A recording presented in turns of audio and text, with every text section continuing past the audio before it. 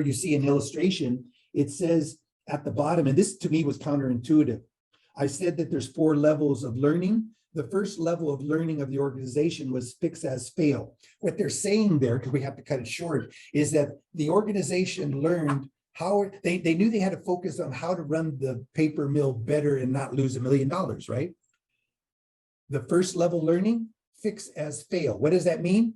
Things went wrong in the manufacture. For example, the rolls of paper, if you've ever seen the giant rolls of paper that come out of paper mills, they're giant, these big giant brown rolls of paper. Somewhere they get turned into white paper, which is a bleaching process. But these rolls of paper from this paper mill, according to the story, had holes in them. And they found out that when they delivered the paper to the other companies that made use of the paper, the fact that the paper had holes in it created huge problems. So when they got around to really needing to solve these problems in an emergency, they figured, well, we're just going to take the problems as we identify them and fix them as we see failures. That was a first level of learning. Then after when they went through that level of learning, the next level of learning, remember I said in order to fix and to take an operational point of view, they had to get a new learning. And the new learning after fix and fail was prevention. So the idea of taking the holes in the paper example is, how do we prevent us even having holes in the paper? It's part of a defective process, the fact that we have holes in the paper.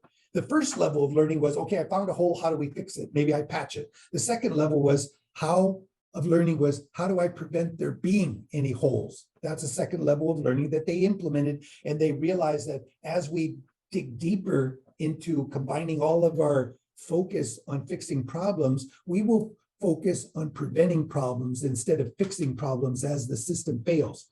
Then there's a third level of learning that they went through, this paper mill. Then instead of preventing problems, because problems, they had to identify what the problem was, but they learned how to avoid the problem. Let's say there was a wire that kept popping up, and then they learned on the prevention, well, all we have to do is cut that wire. That would prevent the wire poking a hole in the paper and creating the problem of holes in paper.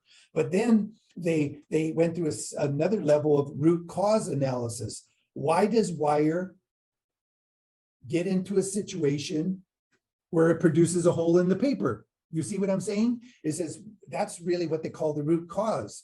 I can prevent wires from putting holes in paper if I see where the wire exists that puts a hole in the paper, and maybe I fold it out of the way so it's no longer protruding to poke a hole in the paper. Or at the root cause analysis, a new level of learning and understanding, I realize, get rid of the wire.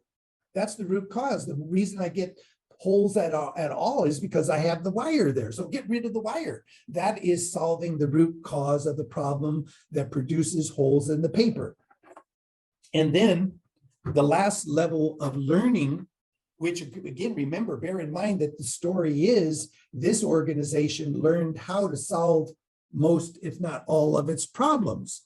And that fourth level of learning that the people who are part of the organization and who are put to the task of managing operations collectively, they figured out not only how to know what to do to fix any failure that put holes in the paper, they learned how to prevent putting holes in paper. They learned the root cause to why holes in the paper existed at all. And then they learned, after they fixed all those things, how to anticipate the creation of any other new problems.